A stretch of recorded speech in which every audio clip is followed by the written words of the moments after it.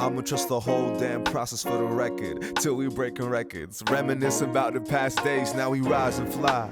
Journeys to the sky, azimuth inside my grip, always know the way now. Beauty fill my days now, take it day by day. Sound couldn't be prouder, cause you know we alive.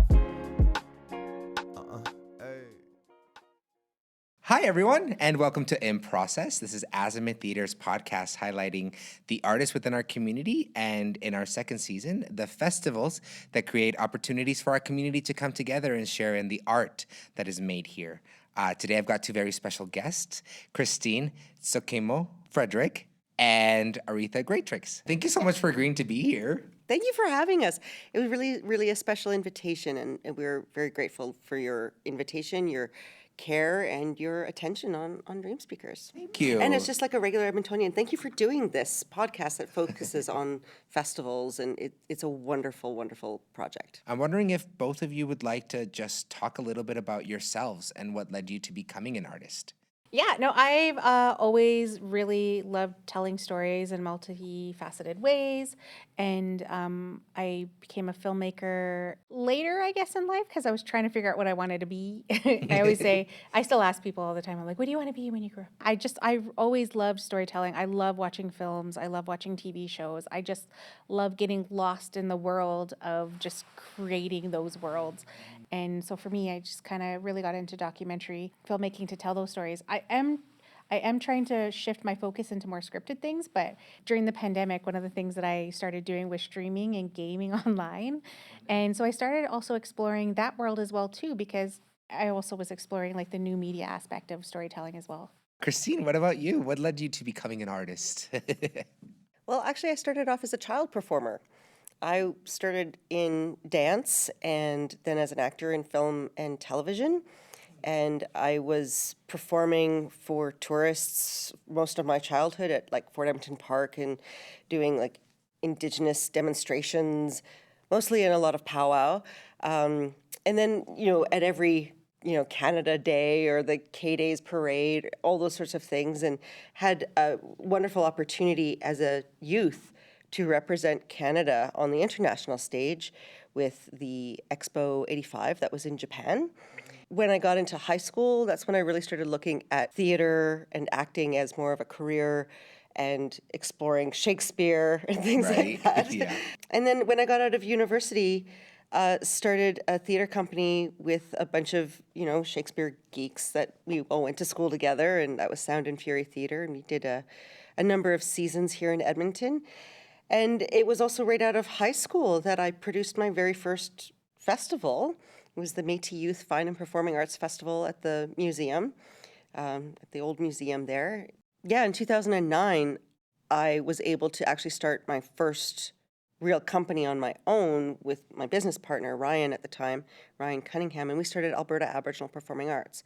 We both had the same impetus at the same time, that we wanted to actually utilize the skills that we learned in all those other endeavors and art disciplines and actually focus on providing a platform for Indigenous artists. So really focusing and refining that focus on nurturing an Indigenous art scene here in Edmonton and in Alberta. And we started producing the Rumaboo Arts Festival. And its initial impetus was to be a theater festival, but we realized very quickly that all the artists we wanted to work with were not just doing theater, they were dancing, they were musicians, they were comedians, they were writing books, right? They were just doing all of this stuff. So we decided to open that up.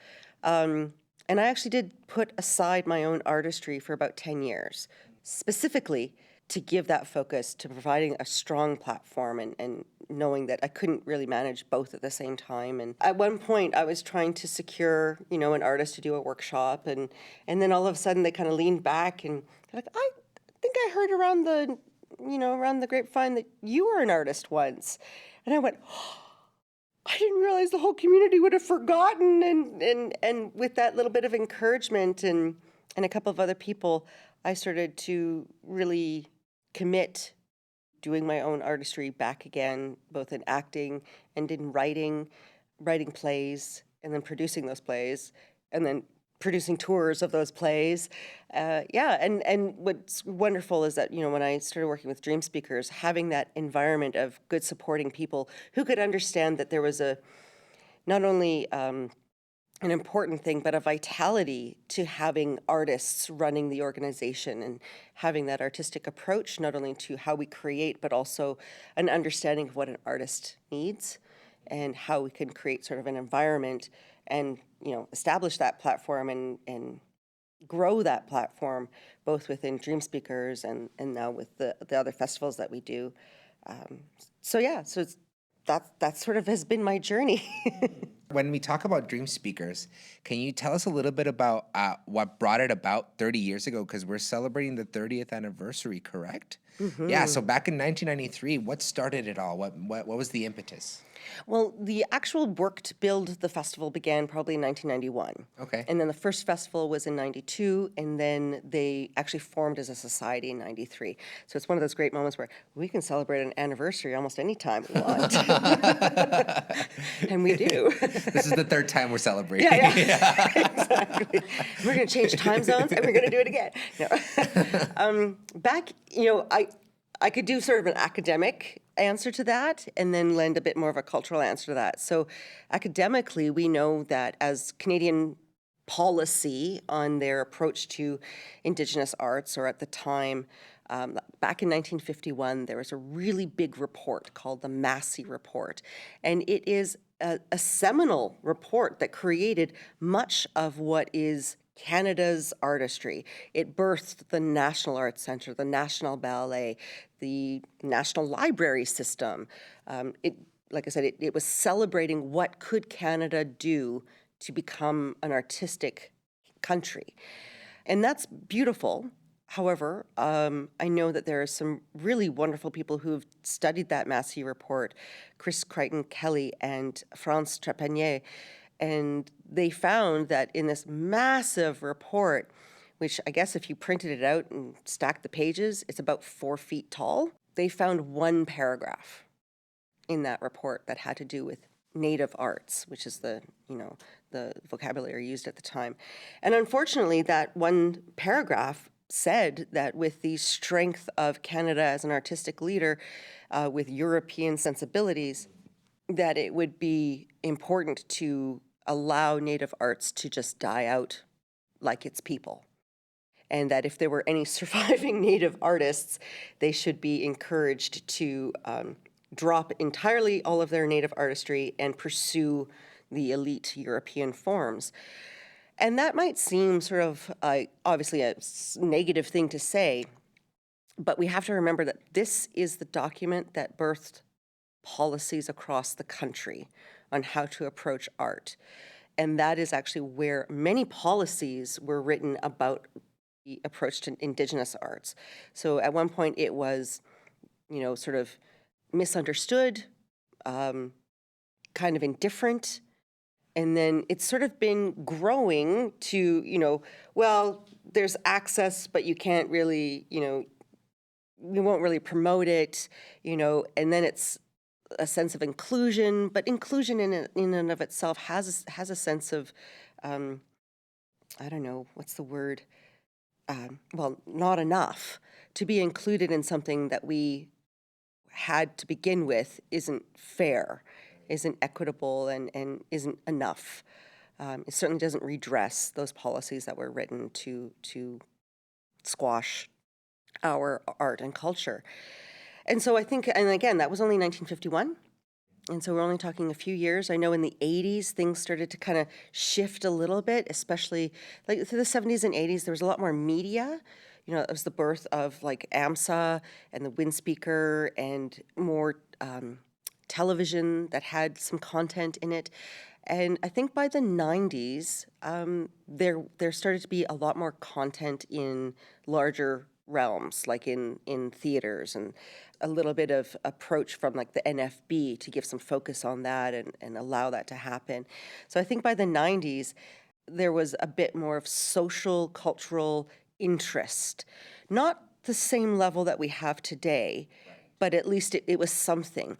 And at that point, I think it was good enough to have anything to do with Indigenous, that it could have content, it could have an actor in it, it could have, the third caterer could have been Native, and that was good enough. Right. And going back to your question about like, what was the impetus? I think there was just a lot of people who were starting to come and have those experiences in media, having knowledge, having experience, having skills, that good-minded people finally came together and were like, you know what, we have a community here and we should do something about it. From when it started 30 years ago to now, I know that there's been growth, there's been shifts and changes. And I know that you're offering some online stuff as well, correct? Yeah, like maybe, Aretha, do you want to talk a little bit about that and how that's kind of adding to the Dreamspeakers format? At the start of the pandemic, we were literally, I think our film festival was in April, and then we had a lockdown in March. So we were like, what are we going to do? Yeah. So we ended up putting Great pivot. I know. 2020. We put it on hold. We thought, okay, we were in communication with the theaters, and we were like, okay, maybe they'll open up again in the fall. And then even then, it was like, we have a lot of vulnerable people in our communities, and we would rather safe than sorry, because we didn't want to expose them to something that could possibly take our elders, like these are the people that are our knowledge carriers and storytellers too, that we don't want to lose that, and we don't want to put them in danger as well. So we were like, maybe we'll just put it on hold. So we actually took those films and we held off for about a year. We ended up exploring ways that we could possibly do an online festival.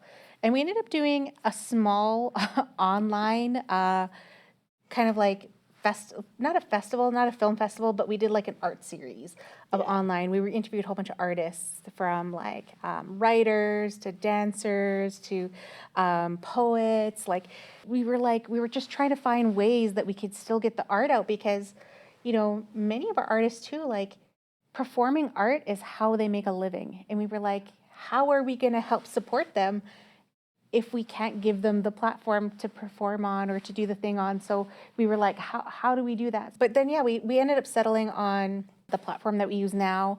And the year later, we still had all the films that we didn't show that were canceled from the year before. So we decided to take those films to show them the next year after. We were just about to do an in-person festival again. We were just about to do it. And then all of a sudden, like, I think it was at the second or third wave was coming at that point, and again, things were being locked down again. And so again, we had a conversation with the theater, and we're like, oh, should we do this? Again, we want to put our community first and think of what is in their best interest, and can we still move forward with this platform that we've been investing in? And so we decided that we canceled all the in-person ones, because we were actually going to do a combination. But really, because it was kind of touch and go, it was like the online was our backup plan, but we were like, let's just do them both. And then when the in-person fell apart anyways, we were like, it's okay, we have everything online. We have everything online. It was already ready to go. It was actually really exciting because we got more reach and more audience participation on the online than we had in the last in-person festival. Yeah. And it was one of the things that we were kind of like trying to figure out, like, is there an industry issue, in terms of attending theaters to watch films? Like, I do know, like, they're like our regular theaters some of them are closing, and so we know that attendance is generally down. And then we had this like online festival that was all of a sudden really well attended, and we're like, and people from like London, England are tuning in, and media from around the world. It was like, oh, this is very good.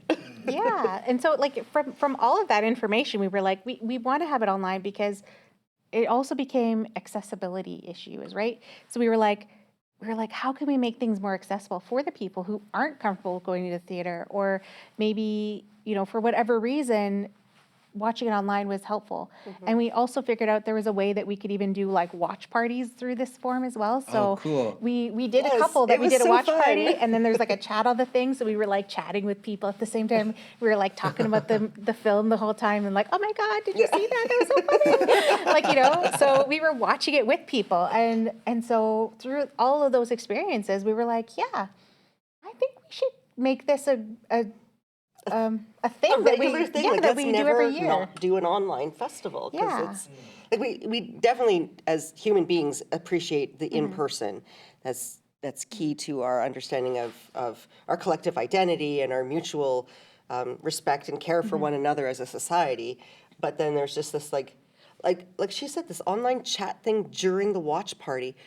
When you watch a movie in a theater, you're not supposed to talk. Right. But all of a sudden, we're just totally having a great old time and making jokes, and it's not disturbing anybody. It brought up this whole different life to watching it. Going down to the nitty gritty, like what can folks expect from this year's festival? Like how many films do you have available to folks? Are you still doing watch parties? Like tell us a little bit about this year. We have 52 films in the festival this year. Majority of the films will be in person. So once our in-person festival is kind of wrapped up, which would be from the 19th to the 23rd, that's all of our in-person events will be between then. We continue the festival basically a week after, and everything will be online. And so all the films that are online will be actually already have their own schedule online as well. So it'll always be in the evening. So I think there's a 7 o'clock and a 9 o'clock showing mostly during the week. And then on the weekend, there's a couple of showings as well. And there'll be actual watch parties with an actual schedule. And then there's also a version that's video on demand. So if you're like, listen, I just want to watch it by myself, you can also just watch the film by yourself. Yeah, so we've got we have all the film screenings. And I got to tell you, we get a lot of submissions, which is actually a real success. Like, I don't even know how many submissions we got this year. 175. 175. Wow. Are they Alberta-based only, or is this? Oh, no, we're Dreamspeakers International Indigenous Film Festival. So we get films from all over the world. There was one year, poor Aretha, I'm so sorry. We had 900 submissions. And that is, Yeah. I just feel like I just want to just. Well, the thing is that before we ended up putting Indigenous in our title because one of the things is we were Dreamspeakers International Film Festival. And although we did say, hey, we promote Indigenous artists, no one read anything. And so everyone submitted. So then I had to go through there going like, is this an Indigenous? So I basically had to go through a whole bunch of films and then some of them going, is this Indigenous? I don't know. We had to learn ourselves up a little bit about other countries. All right, no, they got a history there. Yes, they were called. Okay. So then I had to Google, and then some people I had to just ask. I was like, I'm sorry, I do really like this. I'm just confused. Can you explain to me how you're Indigenous?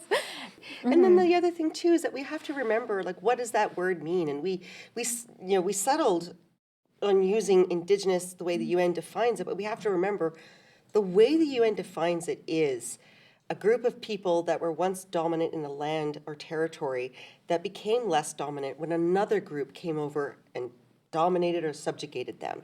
So that has to do essentially, and this is important, the way the UN defines it, it has to do with human rights violations.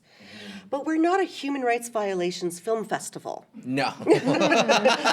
So we also have to allow for not just allow, we have to promote that it's the culture that we're looking at. So sometimes the appropriate word, might be Aboriginal because that's in our constitution here in Canada, but then that's also just a political identity. So sometimes it's how do we articulate the cultural identity that we're trying to define so that people understand what we're looking for when we do our intake for films. And it generates a lot of discussion in our office. And I mean, the first thing is that we want to show films. That's what we want to do. Yeah. But we also have to understand, what are our audiences expecting? But also, we want to challenge audiences' expectations, not only of expectations they have of filmmaking or Indigenous filmmaking, but Indigenous culture. And for myself, I'm Cree and Métis, so I might say my Nehiyaw culture, but you're not Cree, so we can't just say it's a Cree film festival. I'm Cree. She's Cree. I am Cree, but I'm not Nehewin. Yeah, right. I'm Innu or Ilulu because I'm Swampy Cree or Moose Cree. I'm just from a different place. Exactly.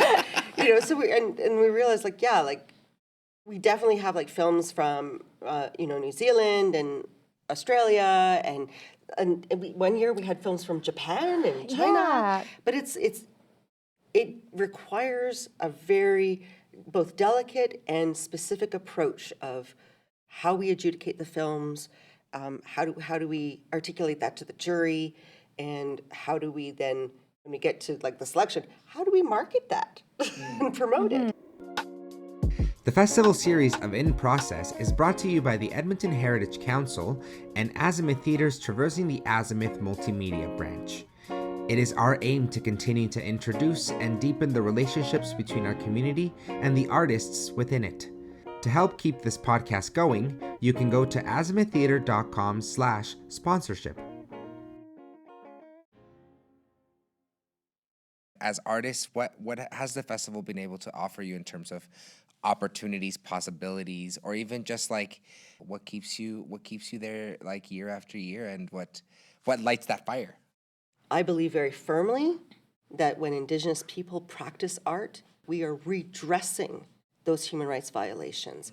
And we're creating something new that both references the past in before colonialism, through colonialism, and now, especially with all of these amazing technologies, we're able to sense the future of what our culture and our society is going to be. And so for me, it's not just like, let's put on a nice show. It's deep and it's profound. And I take that responsibility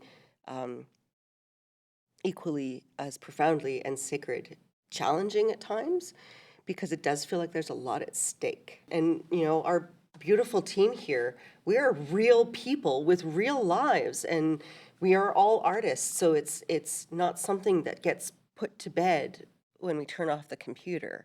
It's always there, and we're always trying to figure out not only how to support the artist because of those profound feelings, but also how do we support the community in accepting those pieces of art. One of the things that Aretha and Jessica and I in particular work really hard at is when we see a film that has like a potential to be profound for this community, we try to find ways to enhance that with extra programming, whether that's through panel discussions, workshops. One of the things that we all really jive on is the community dialogues. You know, we have so many things that are going on that are very timely issues right now. And how do we get to understand how our community really feels about it? But I believe very firmly that something magical happens when we gather our people, have that space to be able to dialogue and support it. And like there's some of the films that are this year that I can't wait, because I know it's going to bring community together in a good way, both and in interesting ways. I don't know, do you want me to talk about some of those ones? Please do. Yeah. Okay? So one of the ones that I'm stoked about, it's a short film documentary called Purple Crabs. And it is, I had a great conversation with Jeremy Desjardins, the filmmaker from Saskatchewan. And he very, very quickly, he says, I'm not a filmmaker. I'm like, oh, okay, well, you made a film. Makes you a filmmaker. But I'm not trying to do semantics with you, dude. But he told me, he's like, I just heard about this group in Edmonton, and they're doing such great work that I wanted to do something to promote it. So he just like quickly learned on the spot how to do a documentary film. And the group in Edmonton, they're called the Sober Homies. And they are a group of sober people who have overcome addictions, and they give back to the community. So they do all this extra programming just through volunteerism and through reclaiming their own identities and celebrating their sobriety. And the work that they do is fantastic, you know? And so we were like, not only could we show this film and celebrate what they're doing, we're inviting the Sober Homies to come. Like, we're like, anything you want to do, like, we'll help promote it. If you're running a program on a certain night, like, how do we give focus to that? And that is one of the most beautiful feelings, because they are so responsive, and I mean, they're appreciative, but they're responsive.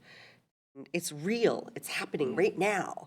So I really dig on that. And we've had a number of films that, again, Aretha's worked really hard to create, to curate films that work together, that kind of elevate what they're saying. So one of the areas that I'm excited about is the importance of food sovereignty and bringing up what that means to us as a people today in this new millennium. And right now we have a beautiful caterer that's in-house in our building, which is Painchaud, which is Scott Eiserhoff and his beautiful, wonderful wife, Sveta. And the work that he's doing, like we want to promote what he's doing and then bring these films together and maybe like bring other chefs together and just all of a sudden realize that there's a community of beautiful chefs and caterers and people who are dedicated to food sovereignty. Those are a couple that I'm really excited about. Thank you. Aretha, do you have any standouts that you're really excited to catch this year? It's so funny because for me, I'm like, I've seen them all. You've seen them all, yeah. So I'm like, catch them again. Actually, I haven't actually seen the film Doctrine of Recovery, especially since, recently it was heard that the Pope, he didn't rescind it. I think there was a different word that was used. So that film, I think, is so important. So I am really interested in watching it. I also, not only am I a filmmaker, but I'm also finishing up my master's degree. While you're doing this whole thing? Yeah. Wow. And actually, my whole focus of my master's degree was around the term reconciliation. And so for me, it was looking at the term reconciliation and where it came from, why we use it. Is it the right word? Is there something better that we could be using to move it forward? Because even with the truth and reconciliation that came out, we only had the truth part. We still haven't done the reconciliation part because there were so many recommendations that still haven't been implemented and or addressed by a lot of people. And so I feel like the whole process still comes from the colonizer, basically. So even that whole process, because we're not the first country that had a TRC. And so like, where did that process come from? So my whole master's is basically talking about that. And also, I believe in reciprocity and also self-responsibility. So I'm not only expecting one person to, if you're going to have a relationship, it has to be two ways. So what is my role in that process of reconciliation and how do I move that forward myself as an artist? So to go back to your question from before, as an artist, what do I get out of the organization? Because I'm a filmmaker, and I always say like, I do more film stuff, whereas Christine's more theater. So I feel like we kind of rely on each other's expertise, especially when we're going in the different kind of venues.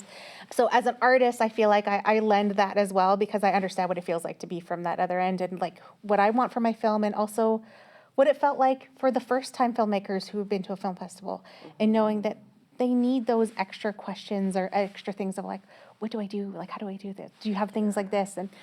And also relying on just knowing because I've been to film festivals that, people email us like, so we're invited, how do I get there? And I'm like, oh, cool. Well, I can actually send you a letter of invitation and here's all the grant opportunities. If you live in Canada, these are the ones you can apply for. And if you show them this letter, you can apply and they will give you travel and they'll pay for you to come. Aretha actually has a wonderful workshop on our YouTube channel on how to submit your film. It's a fantastic resource, like knowledge right because, there. Again, like filmmakers will sometimes call me and be like, I really want to do this thing, but I don't know how to do this thing. And I'm like, okay, well, where are you at? Yeah. Like, where are you at? And so I'll like walk them through the process and give them kind of like a Cliff Notes version. And that was one of the questions someone asked me was like, how do I submit to a film festival? I'm like, oh, wow, here's the things. And then here are some rules that you need to know that I learned as a filmmaker too, like when you submit your film into a film festival. Yeah, it's those relationship building that just kind of lends us to like not only being inspired by our own craft too, because we're also watching all these films. And sometimes I'm like watching, I remember one time I had a friend who was like, you need to come watch this film. My friend made this film and we're going to go watch this film. So I'm like, okay. So we went to go watch the film. It was like 9:00 in the morning and I'm bawling my eyes out, but it was a beautiful story about like a two-spirit, like trans person. And I was just crying and I was like, I loved every moment of it. I was like, it was a great film. And I just came away just like so inspired because I love character-driven stories and films and stuff. And so it was such a beautiful story.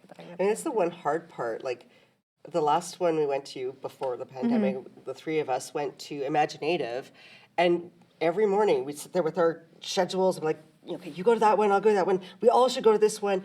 And I feel like we were some of the people who tried to see every single film. Right.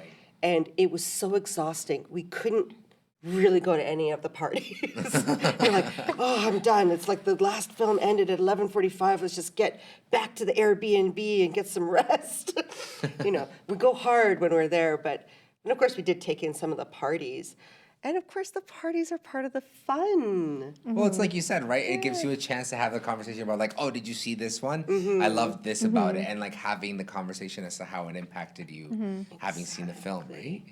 That's actually, one of the things it's an anniversary year for us. And normally we try to have like some networking things and like I said, the community dialogues and stuff. But this year it's like, oh my God, we have to have a party. It's our anniversary. We have to have an anniversary party. And again, it's like, well, we don't just turn on the music and have the beverages. We got to have some art. And that's actually, so we've been working with some really great people to create a fantastic party as well.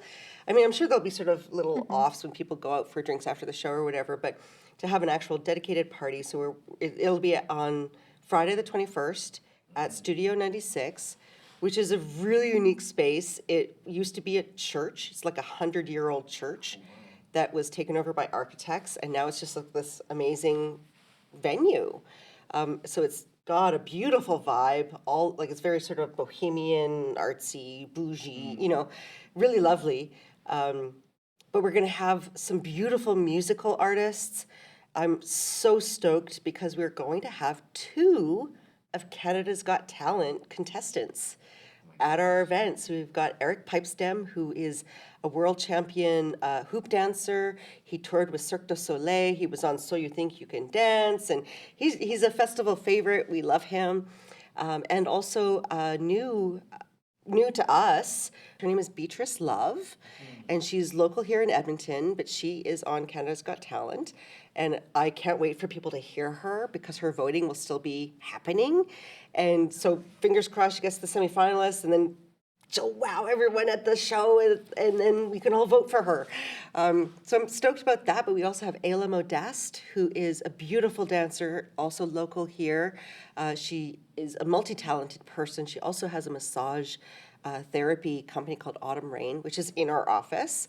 I tell you, is so special to have a massage therapist in your office. That sounds so nice. It's really nice. Super, super nice. But she's a wonderfully talented dancer, so we'll be having her. And then we're working with some visual artists and a group called Socaris Inc. They have been doing some amazing video mapping and projection work for us the last couple of years. And so we're working to, every time I meet with them, I'm like, okay, so project that. That'd be cool. Maybe we can animate that. Let's find some animators, animate that and project it.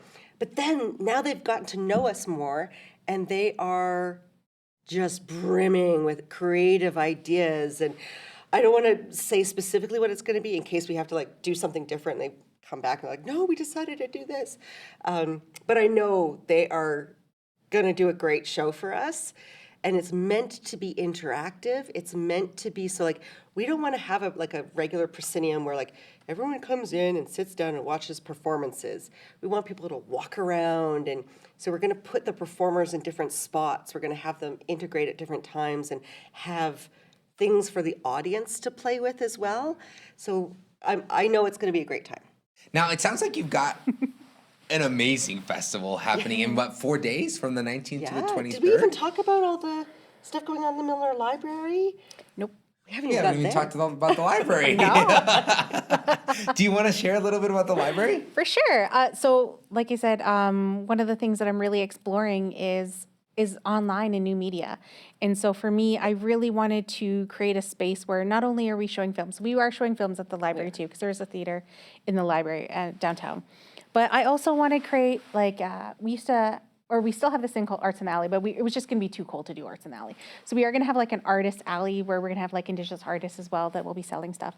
But we also are going to be doing panels and discussions about different things. And so one of the things that I'm really interested in is content creation. And so we are inviting some content creators to come and do a panel and maybe talk to some youth and just people in general who are interested about content creation. So we're going to have like a TikTok panel. I'm inviting some people that are who who are gamers and streamers and creating online content that way as well. I've also invited one of the directors of the Alberta Esports Association, who is an Alberta Esports gaming company that's not too old. They're pretty new. They just recently had an expo, I think in February, to also talk about that world as well too, about online gaming, but also esports in general. Yeah, and we wanted to have other panels as well. We wanted to talk about maybe some community dialogues. I've also invited some of the filmmakers to maybe do some panels to talk about their films and just being filmmakers and stuff like that too. So it's going to be very interactive with that as well. The downtown library has a huge maker space. They actually have a studio in there as well too. I don't think it's open to the public yet, but they are working on it. They also have a whole gaming room room that's set up for people to play games on their computers and stuff like that. So we were talking about maybe having some demos and things like that, but also just letting people know that makerspace is there. So having a tour of the makerspace and letting people know, I think there's 3D printers there, a spot there that you can do bookbinding. Whoa. Yeah, there's a whole sewing section as well. Like the creativity, it's the Milner Library. So first of all, the Edmonton Public Library is becoming a really great partner for us. But we've done a number of tours talking with them, and it's so creative there. Like it's not the library from when we were kids where shh, be quiet. There's so much stuff happening, and it's a beautiful new library. And like the little studios that they have, recording studios. We even filmed some stuff using one of their studios for a whole other project that we had going on kinship care. Yeah, just really delightful people and really can do and excited to see what we're doing, and those are the kind of partners that are awesome. So if I'm somebody who is listening to this podcast, getting very excited about the festival, how can I find out all of the information of the specific times and places that I can go to plan my 4 days, let's say? So if you go to our website, if you go to our website, right on there, you'll see there's one link right there that will take you to the 2023 Dreamspeakers Festival. And you click on that, and then there's a whole schedule that tells you when the films are. It tells you the in-person ones, tells you the ones that are online as well. So yeah, you kind of know the schedule. And some of them are free, and some of them cost a little bit of money. And then we also have the festival pass that will get you into everything. And so, yeah. It's Dreamspeakers, so dream and speakers, all one word, .org. I'm going to ask you some questions, some more personal questions. Now that we've gone through the festival and it sounds amazing, what do you love about film, specifically as a medium? Filmmaker, answer that one first. I always said this, the reason why I wanted to be a filmmaker was because when I watch films, I want to get lost in the world. And I want to ascend myself into the disbelief and just be lost in it. And if you can get me there, I'm like, it's fine. I don't care about the technical things. I don't care if you saw the PA guy in the corner. I'm not looking for that anyways. I'm like, oh, that was there? I don't know. I wasn't looking for that. I was too busy enthralled by the conversation. And so for me, when I watch films, I'm looking for that. I'm looking for something that just has my whole attention into it of what is it they were trying to convey? What kind of message were they trying to have? And can they bring me into that? And if there's something that kind of brings me out of that, I'm like, why? Yeah. Why was I taken out of that? But yeah, so there's two aspects of it. It's me wanting to get lost in it, but then there's the filmmaker side of me going oh, I would have added that. I would have added that out. And where did that character go? Did we just talk to someone 5 seconds ago and they never came back again? Was that why did you even have that in there? On one sense, I watch it for technical things sometimes, but if I'm really invested in the storyline and the characters, none of that matters to me because I'm just lost in the world. Yeah. And I feel that. As soon as you said that, I started thinking about all these different films that did that for me. And so, yes, I ditto what she said. Yeah. And so when I look at filmmaking, storytelling, our culture, the things that we are expressing within this art form, what I think is the thing that really excites me is the opportunity for empathy. If we can save the planet, it's going to be empathy. So those things that can give us that or grow that, spring from, create empathy is where I want to put a lot of my energies in. So I hope that people will come see the film, both for the art form, the craft, the societal dialogue, but also just as humans to take time to nurture our imagination, nurture the things that call our humanity to creator. Just that. Just that. There you go. All right, I'm going to end it on a really imaginative Nice. question. Okay. If you were to, let's say, have a week where you know you need some self-care, you're going to go home, you're going to pop in your favorite childhood movie and grab your favorite film snack.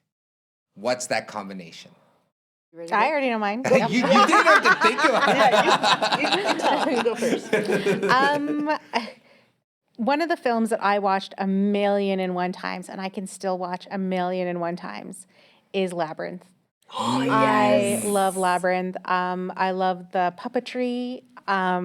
And just, I mean, David Bowie, enough said. Right.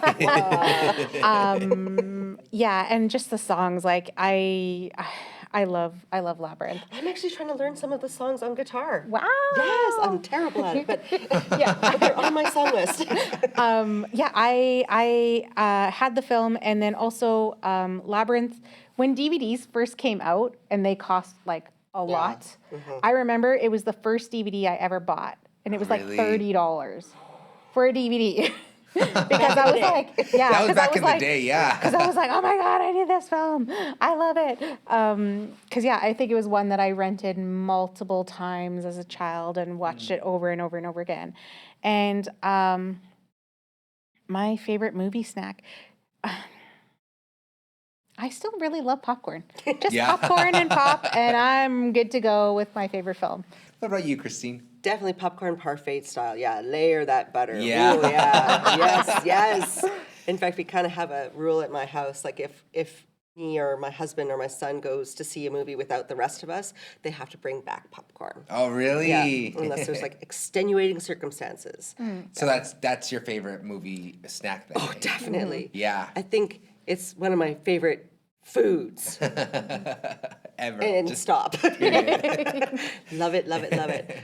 And movies, yeah, so hard to pick. There's so many for different reasons. Right. Like I have some films where I'm like, if I'm feeling really down or like the world is too harsh, I just, there are some movies like my go-to just make me feel better.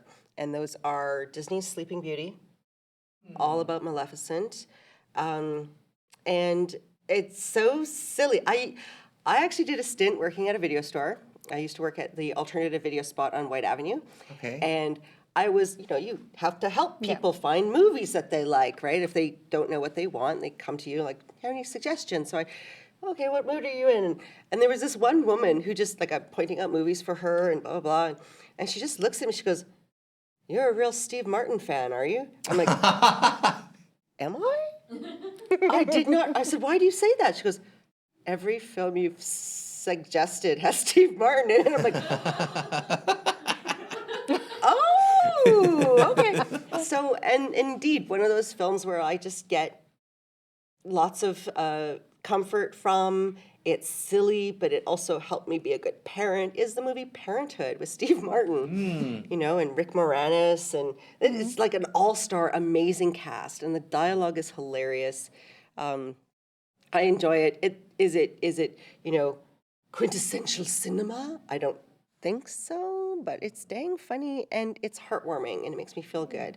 But like, if I think of like a little bit more artsy-fartsy films, probably Monty Python, Holy Grail. Yeah. There's so many movies. What am I even saying? Now I'm like, no, my favorite film is Aliens. I love that. Like, you're like, I got at least 5. Yeah, exactly. Like, why do I have to choose? Yeah. I could quote Aliens all the time, and it was one She of those does. weird things where, like, I thought I was like artsy-fartsy and all cool, and then all of a sudden I'm like watching Aliens 14 times. I'm like, oh, I think I like this movie, and I do. It's funny because I think one of the first times you ever quoted Aliens, you're like, that's from aliens. I'm like, I know. I like aliens too. We're going to be friends. And that's when you got the contract. Game over, man. Game over. I think I spent $30 on a game to get the xenomorph skin on a game. Oh my gosh. I was like, this is so wrong, but I need it. But just take my money, close your eyes. Just take my money.